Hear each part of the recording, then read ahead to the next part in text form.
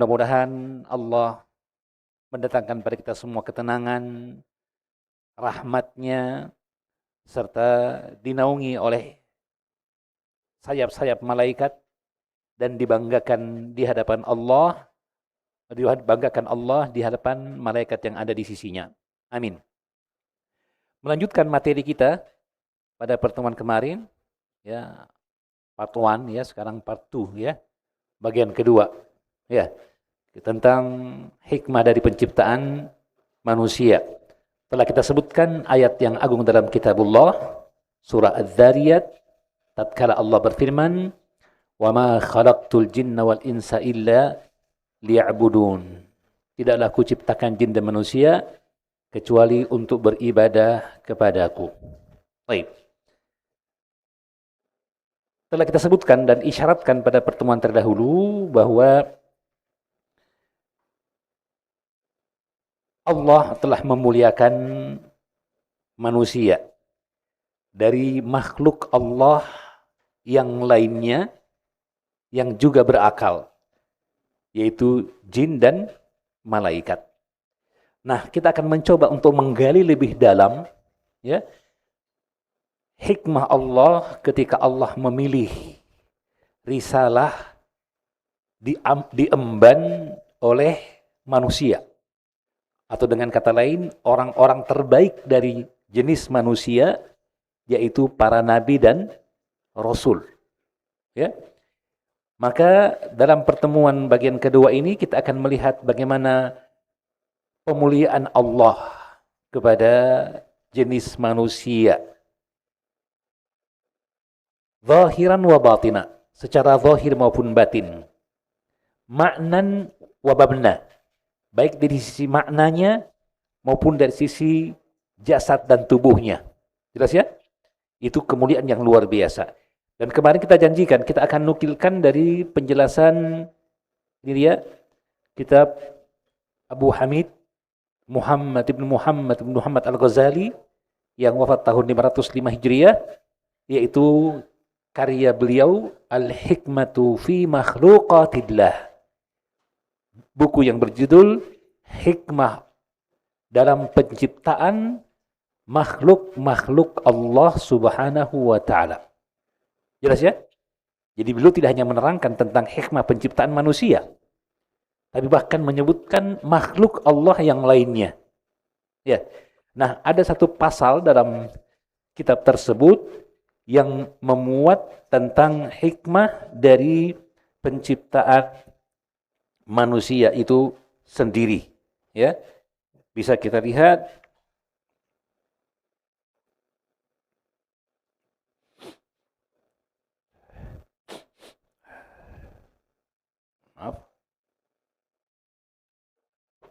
ini dia, fi hikmati khalqil insani, tentang hikmah dari penciptaan manusia. Ini satu bab saja dari bab yang ada dalam kitab tersebut. Dan bagian akhir dari penjelasan tentang hikmah penciptaan manusia, beliau menyebutkan satu pasal yang berjudul ya, khatimatun lihadal bab fi takrimil insan. Penutup bab tentang hikmah penciptaan manusia, yaitu kemuliaan yang Allah berikan kepada jenis manusia. Baik, mari kita coba gali. Apa saja keterangan yang menunjukkan kemuliaan manusia dan bagaimana Allah meninggikan derajat mereka? Yang pertama tentu saja apa yang disebutkan dalam surah Al-Isra, surah ke-17 ayat ke-70. Bisa dilihat di layar. Allah berfirman, "Walaqad karramna bani Adam wa hamalnahum fil barri wal bahr wa razaqnahum minat thayyibat wa faddalnahum ala katsirin mimman khalaqna tafdila." Perhatikan baik-baik. Dalam satu ayat yang ringkas ini, Allah mengumpulkan begitu banyak kemuliaan yang Allah lebihkan dengannya manusia. Disebutkan secara global dan disebutkan sedikit rinci.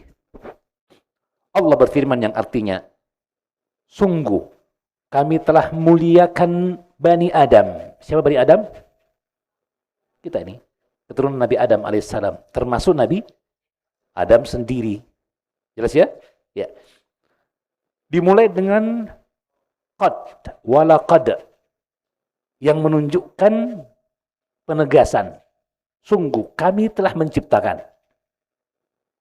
Sungguh kami telah memuliakan Bani Adam. Kemudian disebutkan sisi-sisi kemuliaan itu. Wa hamalnahum fil barri wal bahr. Kami menjadikan mereka mampu mengarungi, menyeberangi daratan dan mengarungi lautan. Coba lihat. Bumi yang begitu luas, boleh dikata memang masih banyak wilayah yang belum terungkap. Ya, apalagi daerah kutub utara maupun kutub selatan. Tetapi di mana ada maslahat, manfaat, tujuan, bahkan sekalipun itu untuk sekedar riset tahu ya, riset, kita dapatkan manusia berusaha untuk mencapainya, ya enggak? Ke kutub pun kau kucari, oh bukan itu ya. Ke kutub pun mereka datang, bahkan tinggal di sana. Untuk itu mereka menyiapkan moda transportasi, ya. Ada kendaraan yang dibuat khusus, ya. Kemudian rumah, bahkan pakaian yang dia buat. Ini kemuliaan yang Allah berikan kepada manusia. Demikian pula lautan, samudra. Manusia mampu untuk mengarunginya sejak dulu. Bahkan sebelum ada mesin untuk menggerakkan kapal. Mereka pakai apa? Pakai layar berkembang. Di mana layar berkembang? Di situ nggak cakep deh kalau gitu, ya. Ya, pakai layar, memanfaatkan tenaga angin. Ya, yang sekarang disebut dengan energi terbarukan. Ya, energi terbarukan, energi hemat energi kan? Ya. Manusia mampu melakukannya. Subhanallah. Tentunya tidak serta-merta ada ya. Ada proses yang dilewati, yaitu proses penemuan, ya. Nah, ini kemuliaan yang Allah berikan. Ada enggak kucing menyeberangi Samudra Atlantik pakai kapal layar? Ada enggak? Enggak ada kan? Yang ada paling kartun. Film kartun itu yang ada, ya kan? Yang aslinya tidak ada. Hanya manusia yang mampu. Lihat ya. Kemudian yang kedua kata Allah, wa razaqnahum minat thayyibat. Kami berikan pada mereka rezeki dari yang thayyib, yang halal. Dan di antara makna thayyib, an-nafi', yang membawa manfaat. Manusia bahkan menyeleksi makanan. Dulu awalnya yang penting asal makan. Caranya bagaimana? Dia lihat, kalau daun itu dimakan hewan, berarti dia tidak beracun. Ya, dimakan. Lama-lama diteliti. Kenapa hewan kalau sakit tertentu, ada yang punya kucing nggak di sini? Pernah lihat kucing makan daun serai? Oh, berarti kucingnya kucing Anggora berarti, ya. Kalau kucingnya kucing domestik atau campuran, kalau dia pilek seperti saya, ya, dia akan cari daun serai, dimakan, digigit. Ya. Loh, kenapa ya kucing itu makan daun serai? Diteliti kandungannya. Oh, mengandung ini, oh, bisa jadi obat nih. Lihat, ya. Manusia mengeksplor. Jelas ya? Ya. Sudah dua keutamaan ya. Allah memuliakan. Mereka mampu melewati daratan dan mengarungi samudra. Pertama. Yang kedua, diberikan pada mereka rezeki yang halal dan bermanfaat. Yang ketiga, dan ini keutamaan umum. Wa faddalnahum ala katsirin mimman khalaqna tafdila. Dan kami berikan pada mereka keutamaan yang lebih dari keutamaan makhluk yang lain. Allah berikan keutamaan yang luar biasa. Ini ringkas ini. Ya, dikumpulkan semua keutamaan tadi. Maka subhanallah, Allah menciptakan makhluknya, namun Allah memberikan kekhususan kepada manusia dengan penciptaannya, dengan bentuk dan posturnya, demikian pula dengan rasa dan karsanya, jiwa dan akal budi pekertinya. Itulah kemuliaan yang Allah berikan kepada manusia. Berkata para ulama, di antaranya Al-Ghazali rahimahullah ta'ala, sepakat ulama bahwa kemuliaan terbesar yang Allah berikan kepada umat manusia adalah ni'matul aqli. Nikmat berupa akal, pikiran. Itu baru satu nih. Nikmat akal, pikiran. Itu baru satu nih. Ya. Karena akal pikiran inilah yang menjadikan seorang manusia mampu menggunakan potensi yang lain yang juga anugerah. Saya kira jelas? Baik. Dalam ayat yang lain, dan saya kira semua sudah hafal, surah At-Tin, ya. Ayat keempat, Allah berfirman, وَلَقَدْ خَلَقْنَا الْإِنسَانَ فِي أَحْسَنِ تَقْوِيمٍ. Sungguh kami telah ciptakan manusia dalam sebaik-baik bentuk. Takwim. Kalau tadi kemuliaan yang datang dari sisi akal, menurut kesepakatan para ulama. Dengan akal manusia bisa mengeksplor dunia ini, ya, daratan maupun lautan. Ya, dengan akal manusia bisa menggali hayati, kehidupan hayati dan makanan yang berbagai macam. Sekarang kita kenal makanan junk food, ya, ayam saja dimasak berbagai macam menu, ya kan? Ya. Karena apa tadi? Karena akal. Itu intinya. Adapun yang ini penjelasan tentang keutamaan dari sisi mabna. Mabna apa artinya mabna? Ini bina. Gedung. Dari sisi bangunannya. Ya, bentuk manusia bentuk yang terbaik. Fi ahsani takwim. Dan kata para ulama, kemuliaan yang Allah berikan pada manusia fi ahsani takwim ini mengandung dua hal. Pertama dari sisi, ya, kesempurnaan postur. Coba bayangkan, seandainya tangan kita letaknya di telinga, ya, bagaimana kira-kira? Seimbang nggak? Itu ahsanut takwim. Jelas ya? Itu ahsanut takwim. Yang kedua, ahsanut takwim dari proses urutan penciptaannya. Seperti disebutkan dalam hadis yang disebutkan dalam Arba'un Nawawiyah. Hadis apa itu? Hadis siapa? Inna ahadakum yujma'u khalquhu fi batni ummihi arba'ina yauman thumma yakunu alaqatan, ya, ba'da dzalik, dan seterusnya. Hadis Abdullah bin Mas'ud, hadis keempat dalam Arba'un Nawawiyah.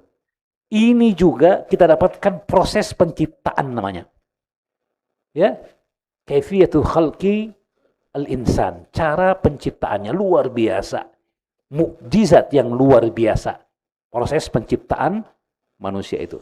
Nah, semuanya ini kata Allah fi ahsani taqwim, dalam bentuk yang terbaik. Ya. Sehingga ini menunjukkan kepada kita atau mengisyaratkan kepada kita bagaimana Allah Subhanahu wa taala telah mempersiapkan Bani Adam untuk mengemban sebuah risalah yang agung. Sebuah risalah yang agung. Ya. Baik. Mari kita melangkah ke ayat yang lain. Yaitu bahwa Allah Subhanahu wa taala menyebutkan manusia dengan satu lafal yang memiliki makna yang begitu dalam. Ya, dalam awal surah Al-Baqarah Allah mengingatkan kita, wa idh qala rabbuka lil malaikati inni ja'ilun fil ardi khalifah. Ingatlah wahai Muhammad, tatkala Rabbmu berkata kepada para malaikat, Allah mengumumkan kepada para malaikat, inni ja'ilun fil ardi khalifah. Aku akan menjadikan di muka bumi ini khalifah. Baik. Itu satu ayat. Dalam ayat yang lain, dalam surah Shad, ya, ayat ke-109, ya, kita dapatkan bagaimana Allah menyeru, ya, Nabi Daud, ya Dawud, ya wahai Daud.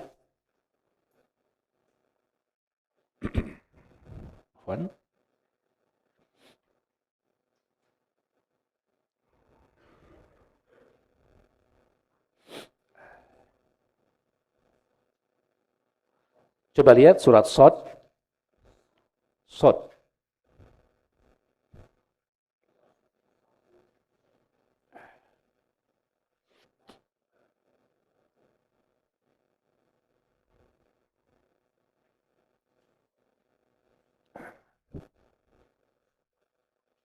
Oh, afwan, astagfirullah. Astagfirullah. Afwan. Ya. Ayat ke-26. Surah Shad ayat ke-26. Allah berfirman, ya Dawud, inna ja'alnaka khalifatan fil ard. Fahkum bainan nasi bil haqqi wa la tattabi'il hawa fayudhillaka an sabilillah. Innal ladzina yadhilluna an sabilillah lahum 'adzabun syadidun bima nasu yaumal hisab. Allah berfirman yang artinya, wahai Nabi Daud, sesungguhnya kami jadikan engkau sebagai khalifah di muka bumi. Maka berhukumlah di antara manusia dengan kebenaran. Berhukumlah di antara manusia dengan kebenaran. Dan jangan mengikuti hawa nafsu hingga engkau sesat dari jalan Allah. Sesungguhnya orang yang sesat dari jalan Allah, bagi mereka adab yang pedih ketika mereka lupa akan hari perhitungan. Intinya, Allah mengingatkan Nabi Daud akan nikmatnya. Allah menjadikan Nabi Daud sebagai khalifah di muka bumi. Lalu apa tugasnya? Fahkum bainan nasi bil haqq. Tugas khalifah adalah menjalankan ketentuan Allah dalam perkara yang ada di antara manusia. Jika mereka berselisih, berikan keputusan yang adil sesuai dengan hukum Allah. Jangan berat sebelah, jangan ikuti hawa nafsu. Jelas ya? Intinya apa? Dalam dua ayat ini, yang pertama, surah Al-Baqarah, Allah menyebutkan manusia itu sebagai khalifah. Pada ayat yang kedua, Allah menyebutkan bahwa Nabi Adam diangkat sebagai khalifah. Jelas? Lalu apa makna khalifah? Apa arti khalifah? Ada beberapa makna. Disebutkan oleh Imam Ibnu Jarir At-Tabari dalam tafsirnya. Yang pertama, yang itu saya kira sama kita ketahui dari kata khalafa, yang artinya menggantikan. Ya. Maka dikatakan khalifah fa'ilah, sebenarnya dia tanpa tak marbutah, khalifun sebenarnya dia. Taknya itu untuk mubalaghah. Seperti allamah. Taknya bukan tanda ta'nif, tanda betina, bukan. Tapi menunjukkan mubalaghah, sangat berilmu, allamah. Khalifah, ya. Maka khalif ini asalnya dari kata khalafa, yaitu saling menggantikan. Itu makna pertama. Dan ini makna yang dipilih oleh kebanyakan ulama tafsir. Adapun dasarnya sangat banyak, di antaranya surah Al-An'am ayat 165, ya. surah An-Naml ayat 62 dan surah Az-Zukhruf ayat 60. Saya ulangi, dalilnya adalah surah Al-An'am 165. Surah An-Naml ayat 62 dan surah Az-Zukhruf ayat 60. Surah Az-Zukhruf ayat 60. Ya. Mari kita lihat contohnya dalam surah Al-An'am ayat 165. Allah Subhanahu wa taala berfirman,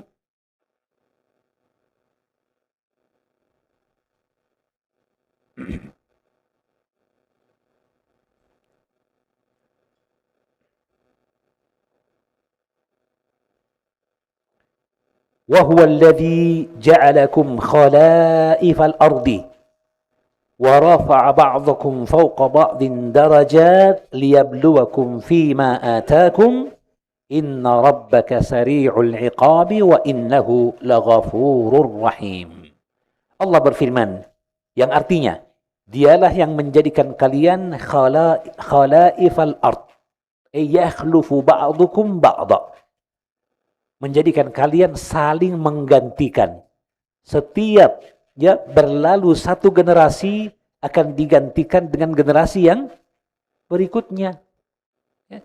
Dalam bab inilah Abu Bakar As-Siddiq disebut sebagai Khalifatun Nabi. Siapa orang pertama yang dijuluki khalifah? Siapa dia? Abu Bakar As-Siddiq. Disebut khalifah. Kenapa? Khalifatun Nabi. Menjadi pemegang tampuk kekuasaan, pemimpin umat setelah wafatnya baginda Nabi sallallahu alaihi wasallam. Jelas ya? Nah, 3 ayat tadi menunjukkan makna yang pertama. Tapi ketahuilah, itu salah satu makna dari makna-makna yang ada.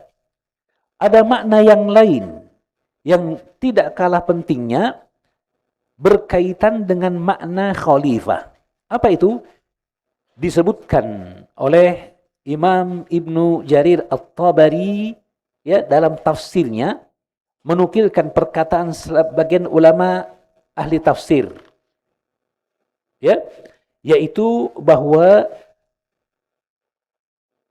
ketika malaikat ya asalnya tidak menerima, mengapa Allah akan mengangkat khalifah di muka bumi? Kata mereka, ataj'alu fiha may yufsidu fiha wa nahnu nusabbihu bihamdika wa nuqaddisu laka. Apakah engkau wahai Allah yang maha mulia akan menjadikan orang-orang di muka bumi yang akan berbuat kerusakan? Ya. Maka padahal kami telah memuji engkau dan mensucikanmu. Tidak cukupkah kami sebagai hambamu yang mengagungkan engkau? Begitu ibaratnya ya. Ya. Apa jawab Allah? Inni a'lamu ma la ta'lamun. Aku maha tahu apa yang tidak engkau ketahui.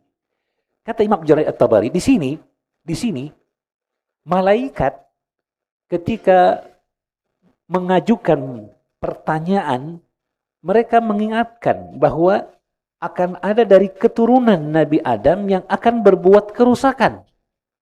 Ya enggak? Ya. Maka kenapa dibiarkan mereka menjadi khalifah di muka bumi ini?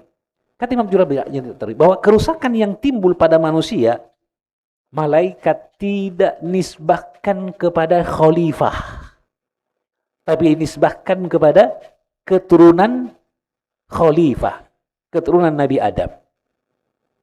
Dan ini mengisyaratkan makna yang kedua dari makna khalifah. Apa itu? Bahwa khalifah karena dia berhukum dengan hukum Allah di muka bumi. Ya, seperti yang disebutkan dalam makna kedua dalam ayat kedua yang tadi kita sebutkan tentang Nabi Daud, inna ja'alnaka khalifatan fil ardi fahkum yahkum bainan nasi bil haq. Menunjukkan ada kaitan yang logis antara khalifah dengan al-hukmu. Hukum. Apa maksudnya? Penerapan hukum. Pelaksanaan syariat menyebarkan kedamaian dan ketentraman di tengah umat. Jelas ini? Dan ini membawa kepada makna yang kedua dari makna khalifah yang sering kita kenal dengan istilah manusia dijadikan sebagai khalifah. Artinya pemimpin. Mereka lah pemegang erat, pemegang pokok. Seperti sekarang misalnya, tentang pemanasan global, ancaman perubahan iklim. Ya, siapakah faktor terbesar penyebab terjadinya perubahan iklim itu? Hewan, manusia. Berarti kerusakan ya, yang dikhawatirkan oleh siapa tadi? Para malaikat. Baik, kalau begitu, siapa yang mampu menanganinya dengan izin Allah? Siapa yang mampu mengentaskan itu? Siapa yang mampu untuk merekayasa? Siapa? Manusia juga. Tapi syaratnya ada. Apa syaratnya?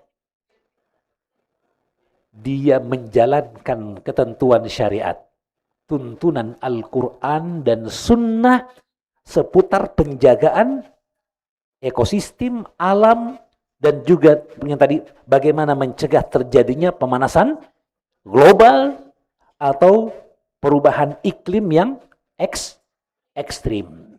Perubahan iklim perkara yang tidak mungkin ditolak. Ya kan? Tapi kalau terjadi secara ekstrim, terjadilah longsor di sana sini, banjir di sana sini. Di satu sisi itu hikmah dari Allah Subhanahu wa taala. Tetapi Allah berfirman, "Zaharal fasadu fil ardi wal zaharal fasadu bil bahri fil barri wal bahr bima kasabat aydin nas." Telah tampak kerusakan fil barri wal bahr, di daratan maupun di lautan. Kenapa terjadi? Bima kasabat aydin nas. Nah, di sini peranan manusia sebagai khalifah. Baik, kalau begitu, ini bentuk pemuliaan atau bukan? Keadaan bahwa manusia sebagai khalifah bentuk pemuliaan atau tidak? Pemuliaan. Pada makna pertama atau yang kedua? Makna pertama tadi khalifah artinya saling menggantikan. Sebelum hilang generasi akan datang generasi berikutnya. Ya. Kemampuan untuk menjaga keberlangsungan hidupnya. Siapa yang paling mampu? Manusia. Makanya kita dapatkan ada hewan yang punah. Ya. Tapi manusia kecuali Allah takdirkan nanti. Ya kan? Kemampuan untuk yakhlufu ba'dhum ba'dha. Itu satu sisi. Tapi makna yang kedua, apa tadi? Pemimpin, ya. Menerapkan risalah dan syariat dalam kehidupan. Ini kemuliaan dan keutamaan yang Allah berikan kepada manusia. Nah, ini yang kita inginkan, ikhwani fiddin, azanallahu wa iyyakum, ya.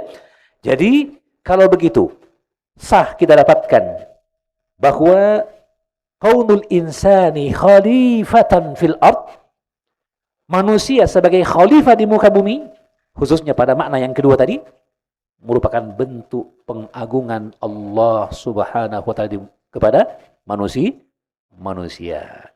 3 bentuk pemuliaan. Yang pertama dengan apa tadi? Dengan apa tadi? Akal. Al-Isra ayat 70. Yang kedua, secara fisik. Sudah apa tadi? At-Tin, ayat 4. Dan berikutnya, diberikan kekuasaan, kedudukan, kemampuan untuk mengurus dan memimpin.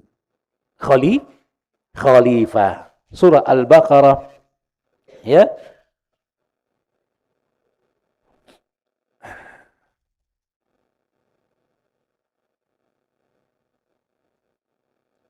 Ayat ke-30. Baik, jika demikian ikhwani fiddin azanallahu yakum. Ketika kita telah menyadari akan keadaan manusia yang begitu besar anugerah Allah kepada kita, mari kita lihat kalau begitu bagaimana kaitannya dengan hikmah dari penciptaan manusia itu sendiri. Dan sungguh luar biasa, Al-Ghazali rahimahullah ta'ala menyebutkan dalam kitabnya Al-Hikmatu fi Makhluqatillahi ta'ala, hikmah dari penciptaan makhluk-makhluk Allah, ya. Beliau sebutkan bermacam-macam makhlukat, ya. Ini daftar isinya bisa dilihat nih untuk memberikan gambaran tentang bukunya, ya. Ya. Lihat bab pertama berpikir tentang penciptaan langit, ya, fi hadzal alam, di alam semesta ini. Kemudian penciptaan matahari, penciptaan bulan dan bintang gemintang, penciptaan bumi, penciptaan samudra, penciptaan air, penciptaan hawa. Hawa itu udara. Siapa yang bahas ini? Siapa yang bahas? Al-Ghazali dalam bukunya, ya, disebutkan hikmahnya, ya. Kemudian penciptaan api, ya, ada penciptaan seekor burung. Lihat tuh. Bab yang ke-10, hikmatu khalqit tayr, burung. Luar biasa kan? Dianalisa itu.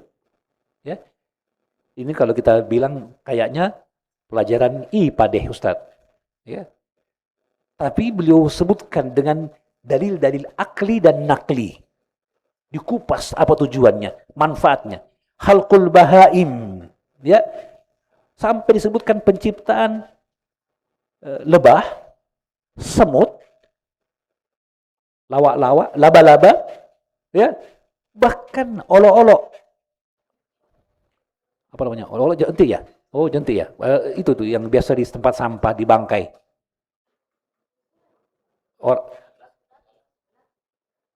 Belatung yang sekarang sudah jadi industri juga, ya. Ya. Margot, ya. Ya. Sebutkan semua, ikan dan sebagainya, subhanallah, tanaman, tumbuhan, ya. Yang penting kita bahas bab ke-9, ya. Ya, kalau bahas bukunya kepanjangan ini, ya. Bab ke-9 nih, penciptaan manusia itu. Ini luar biasa, beliau kupas bagaimana semua, seperti kata Pak, wa fi kullin lahu ayah tadullu annahu wahidu. Dan dalam seluruh alam semesta akan ada tanda yang menunjukkan keesaan Allah Subhanahu wa taala. Ya. Jadi yang penting kita lihat, ya, tentang hikmah penciptaan manusia. Maka beliau menyebutkan, lihat, ini sebenarnya bukan hanya beliau, ya. Ada imam yang lain termasuk Suyuti menyebutkan bahkan hikmah dari penciptaan setiap organ tubuh. Jadi langsung masuk lagi ke ilmu anatomi namanya. Kedokteran, bagian dari ilmu kedokteran anatomi. Anatomi manusia. Ya, tapi tidak sampai ke dalam detail, terlalu detail, tapi masuknya kepada bagian per bagian. Mata dibahas. Suyuti mengikuti tariqahnya Al-Ghazali rahimahullah ta'ala. Ya. Maka beliau menyebutkan pertama firman Allah tentang asal penciptaan. Ya. Walaqad khalaqnal insana min sulalatin min tin, thumma ja'alnahu nutfatan fi qararin makin, thumma khalaqna nutfatan 'alaqah, fa khalaqnal 'alaqata mudghatan, fa khalaqnal mudghata 'idhama, fa kasawna al-'idhama lahma, thumma ansha'nahu khalqan akhar, fatabarakallahu ahsanul khaliqin. Thumma innakum ba'da dhalika lamayyitun. Thumma innakum yawmal qiyamati tub'atsun. Lihat. Ini penyebutan urutan penciptaan manusia. Yang tadi kita sebutkan, walaqad khalaqnal insana fi ahsani taqwim. Ada dua makna tadi kan? Apa itu makna pertama? Posturnya. Keindahan. Sangat proporsional. Seimbang, simetris dalam penciptaan letak badan dan anggota tubuh manusia. Luar biasa. Paham ya? Hewan banyak di muka bumi. Banyak kan? Tapi yang seperti manusia cuma satu. Ya kan? Yang seperti manusia cuma satu. Siapa dia? Yang seperti manusia cuma satu. Siapa dia? Manusia. Kan seperti manusia. Manusia. Yang identiknya cuma satu. Manusia. Ada nggak makhluk lain? Ada, katanya Ustaz. Apa itu? Alien. Bentuknya bagaimana? Karena dia cerdas, kepalanya besar. Akhirnya dibuat kayak serangga. Emangnya serangga lebih bagus dari penciptaan Allah kepada manusia? Ya kan? Orang merekayasa. Alien ya. Merekayasa makhluk orang yang teknologi tinggi katanya, cerdas luar biasa. Dibuatlah rekayasanya, kepalanya besar, ada sengatnya begini, macam-macam. Kenapa dia tidak buat rekayasa seperti manusia? Ya kan? Manusia terbaik ciptaannya. Lihat fungsinya masing-masing. Kecoa ditindis mati. Ya kan? Lihat. Manusia sendiri sebahagiannya tidak mensyukuri kecermatan Allah dalam penciptaan fisik manusia itu sendiri. Ya. Makanya setan pun berusaha masuk ke tubuh manusia. Ada manusia kesetanan. Tidak ada setan kemanusiaan. Intermeso itu, intermeso ya. Pinjam tubuh manusia. Saking tertariknya kepada manusia. Intermeso ya. Baik ya. Jadi ikhwan fillah, bentuk terbaik secara fisik. Itu makna pertama tadi, ya kan? Yang kedua tadi apa? Bentuk terbaik dalam proses penciptaannya. Urutan penciptaannya, proses dan fase yang dilewati luar biasa. Sampai sekarang banyak dokter-dokter dari barat masuk Islam ketika hanya mempelajari tentang proses janin dan pembentukan organ tubuh dalam rahim. Allahu Akbar. Luar biasa. Paham ya? Jadi ini menunjukkan kepada kita. Nah, setelah disebutkan semua itu, apa kata Allah? Fatabarakallahu dalam surah Al-Mu'minun, fatabarakallahu ahsanul khaliqin. Maka maha suci Allah, ahsanul khaliqin. Dialah sebaik-baik pencipta. Berarti apa? Yang Allah ceritakan dalam ayat ini penciptaan terbaik. Seorang kreator. Kalian pernah dengar nggak konten kreator? Banyak nggak sekarang? Jangan-jangan di sini ada. Baik. Kalau ada misalnya audisi, tahu, perhatikan baik-baik. Jika ada audisi, ya, untuk mencari konten kreator paling kreatif tahun ini, ya, ada tugas ini untuk siswa Kobik. Silakan buat konten dakwah dengan cara yang lebih dalam bentuk, dalam format yang mudah untuk diterima oleh kaum apa nih? Kaum Gen Z atau Gen Z? Gen Z ya, Gen Z ya. Yang bisa diterima oleh Gen Z, bukan Gen Z ya. Gen Z ya. Maka masing-masing akan membuat konten, ya enggak? Kalian akan buat konten, ya enggak? Ketika disuruh audisi, kira-kira yang kalian audisikan konten terbaik atau yang jelek? Terbaik dong, agar mendapatkan pujian. Wih, mantap mentong. Lihatlah Allah menutup ayat tentang proses penciptaan dengan mengatakan fatabarakallahu ahsanul khaliqin. Maka Allah sajikan dalam bentuk pencipta manusia penciptaan yang terbaik. Allahu Akbar. Lihat, ya. Lalu Allah ingatkan ghayah, tujuan yang ada di balik penciptaan itu. Apa itu? Thumma innakum ba'da dzalika lamayyitun. Kalian setelah diciptakan, setelah hidup dari sesuatu yang mati, nanti akan mati juga. Tsumma innakum ba'da dzalika lamayitun. Setelah itu kalian akan mati. Kemudian apa?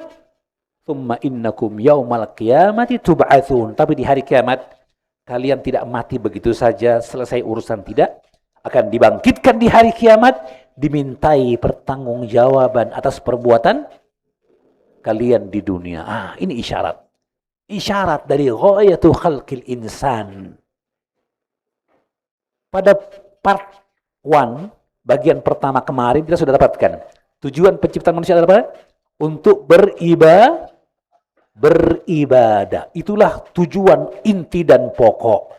Dan tujuan ini bukanlah dari sisi Allah, tetapi dari sisi hamba. Agar mereka beribadah, berbakti, menyembah hanya kepada Allah subhanahu wa ta'ala. Lalu kemudian diingatkan dengan perkara yang kedua sekarang ini. Bahwa yang namanya penyembahan kepada Allah itu adanya pada bagaimana mereka mengisi waktu mereka. Bagaimana mereka beramal di dunia dengan meyakini akan adanya hari kebangkitan. Ketahuilah ikhwani fiddin, di antara perkara yang membantu manusia untuk mewujudkan apa yang menjadi tujuan penciptaannya, beribadah kepada Allah, di samping tadi potensi fisik. Sudah ya? Walaqad khalaqna fi ahsani taqwim. Kedua tadi potensi akal. Walaqad karramna bani Adam. Ketiga potensi sebagai pemimpin. Kalau dalam kalian belajar bahasa Indonesia ya, ada tokoh sentral dalam sebuah lakon. Apa namanya? Tokoh sentral dalam sebuah lakon. Sandiwara, fragmen, sinetron, film, tokoh sentral. Ya? Ya. Manusia menjadi tokoh sentral. Inna ja'alnaka khalifatan fil ard. Wa idh qala rabbuka inni ja'ilun fil ardi khalifah. Tokoh sentral. Ini potensi yang ketiga setelah fisik, akal, dan tokoh sentral. Jelas ya? Tokoh sentral. Nah, setelah tiga ini, perkara berikutnya yang diingatkan oleh Allah Subhanahu wa ta'ala adalah bagaimana berikutnya mereka menggunakan waktu tersebut dengan diingatkan adanya hari kebangkitan. Karena kalau orang merasa dia hanya hidup sekali saja, ya dia bilang ya sudah. Tidak ada pertanggungjawaban kan? Tidak ada tanggung jawab di pundak. Tidak ada keinginan untuk berbuat yang terbaik. Karena selesai. Dan itu persangkaan orang kafir. Wa ma yuhlikuna illa ad-dahr. Tidak mati kecuali karena sudah habis waktunya. Ibarat barang expire sudah. Ibarat HP sudah lowbat. Sudah. Selesai.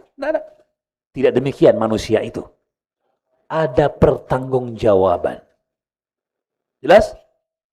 Maka ini membuat mereka selalu berpikir, selalu aktif dan berusaha. Baik.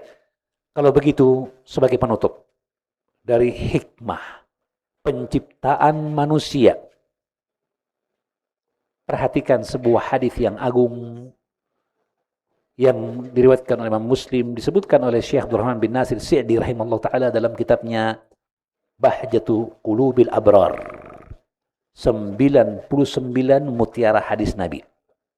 Itu hadis baginda Nabi bersabda. Mungkin semua sudah pernah dengar hadisnya. Al-mu'minul qawi khairun wa ahabbu ilallahi minal mu'minat dha'if.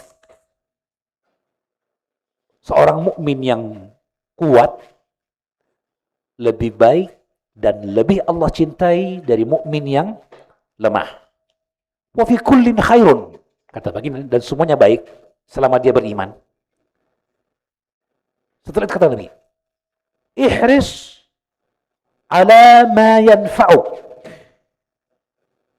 Bersemangatlah kepada apa yang memberikan manfaat kepadamu. Wasta'in billah, dan mohonlah selalu pertolongan hanya dari Allah.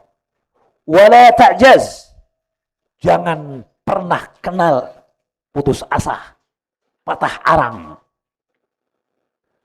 Wa in asabaka syai'un, jika menimpa engkau sesuatu, ekspektasi terlalu tinggi, cita-cita ada, ternyata hasil menyelisih harapan. Kata orang bilang apa? Ya, hasil mengkhianati keinginan. Ketahuilah, kata Nabi, in asabaka syai'un, jika menimpa engkau sesuatu, ucapkan qul qaddarallah atau qadarullah wa ma syaa fa'al. Ya, ketentuan Allah dan apa yang Allah kehendaki itulah yang terjadi. Dan jangan kalian mengatakan law anni fa'altu kadza lakana kadza wa kadza. Jangan mengatakan seandainya begini pasti akan begitu. Kak Dek, ya. Fa inna law taftahu amal syaitan. Karena kata law, seandainya, membuka pintu syaitan. Ini penutup bagi kita. Setelah kita mengetahui tujuan penciptaan adalah beribadah kepada Allah, setelah kita melihat potensi yang luar biasa, dan saya tidak bahas buku ini, dalam bab-bab berikutnya, dalam pembahasan ini, Al-Ghazali rahimahullah menyebutkan tentang setiap anggota tubuh, ain, mata untuk melihat, ya, asnan, ya, gigi, fam, wal lisan, mulut dan bibir, mulut dan lidah, semua disebutkan, anggota tubuh disebut. Luar biasa, digali. Nah, ini kan tentunya panjang. Tapi saya simpulkan tadi, nasihat dari baginda Nabi. Bagaimana seseorang setelah mengetahui potensinya, setelah mengetahui tujuan hidupnya, tujuan penciptaannya, tahu potensinya, anugerah, kemuliaan yang Allah berikan kepadanya, bagaimana kemudian dia bisa menuju kepada apa yang diinginkan dari penciptaan tersebut. Yaitu tadi hadis Nabi. Orang mukmin yang kuat lebih Allah cintai dari mukmin yang lemah meskipun semuanya baik. Semakin kuat keimanan, semakin teguh seseorang. Semakin mudah ia mewujudkan tujuan penciptaannya, semakin mampu ia memanfaatkan potensi dan kemuliaan yang Allah berikan. Lalu ada rumusannya. Yaitu apa? Seorang mukmin senantiasa bersemangat untuk mencari yang terbaik. Karena semangat inilah manusia tidak puas dengan onta. Cari apa lagi? Motor, mobil, kereta api super cepat, pesawat terbang. Selalu mencari yang terbaik. Ihris ala man yanfa'uk. Semangat terus untuk menjadi lebih baik dan berbuat kebaikan dan berbagi kebaikan kepada yang lain. Khairun nasi, kata baginda Nabi, anfa'uhum linnasi. Orang terbaik adalah orang yang paling besar manfaatnya kepada orang lain. Kedua, jangan putus hubungan dengan Allah. Ista'in billah. Iyyaka na'budu wa iyyaka nasta'in. Ista'in billah. Itu kedua. Jangan putus doa kalian. Jangan putus ibadah kalian. Mau jadi pejabat kek, jadi teknokrat kek, jangan putus ibadah kepada Allah. Das? Ketiga, seorang mukmin tidak kenal putus asa. Putus sendal ada. Putus sendal ada. Ya. Tapi putus asa, patah arang, tidak punya semangat, apalagi bunuh diri, bukan orang mukmin. Jelas? Bayangkan, kalau manusia semua gampang patah arang, begitu menyeberangi gurun Sahara, mogok, ya udah berhenti deh, pulang. Tidak, dia terus mencari, ya, mengembangkan diri, bahkan mencari inovasi untuk bisa mengarungi gurun Sahara. Gurun Sahara akhirnya bukan hanya dilewati, bahkan dia jadikan ajang lomba Paris Dakar. Lihat ya. La ta'jaz, jangan kenal putus asa. Keempat. Jadi pertama semangat yang bermanfaat, jangan lupa minta tolong kepada Allah. Ketiga, tidak kenal putus asa. Kegagalan adalah awal kesuksesan. Jelas? Nah, yang keempat nih, kita harus punya rencana panjang dan pendek. Ya, target maksimal dan minimal. Dan seorang mukmin siap menghadapi resiko dan kemungkinan terburuk sekalipun. Kenapa? Karena kekuatan imannya. Ajaban li amril mu'min, inna amrahu kulluhu khair. Jika baik, dia bersyukur jadi kebaikan. Jika tidak baik, dia bersabar jadi kebaikan. Harus punya target maksimal minimal. Harus punya ya ekspektasi tinggi boleh, tapi juga siap jiwanya untuk menerima kegagalan. Orang yang besar diawali dengan mampu menerima kegagalan untuk berpacu, berusaha lebih baik. Jelas itu? Itu penutup dari pertemuan kita pada hari ini. Semoga kalian semua dari golongan yang diberikan oleh Allah kekuatan dengan 4 perkara tadi, dan semoga kalian semua sukses insyaallah taala. Wallahu a'lam bishawab.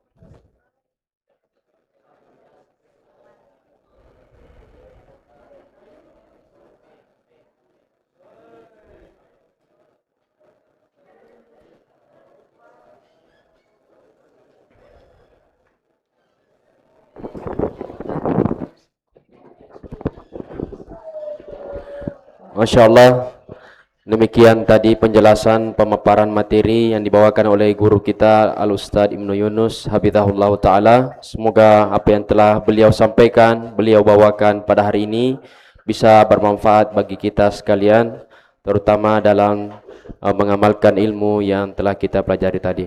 Sekira demikian kita tutup. Kita ucapkan jazakallah khairan kepada Al-Ustadz telah hadir bersama kita. Kita tutup dengan doa kafaratul majelis. Subhanakallahumma hamdik, asyhadu an la ilaha illa anta, astaghfiruka wa atubu ilaik. Wassalamualaikum warahmatullahi wabarakatuh.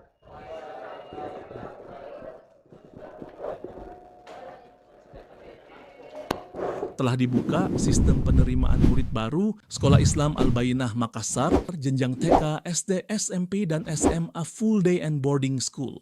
Info lebih lanjut 0851 2690 24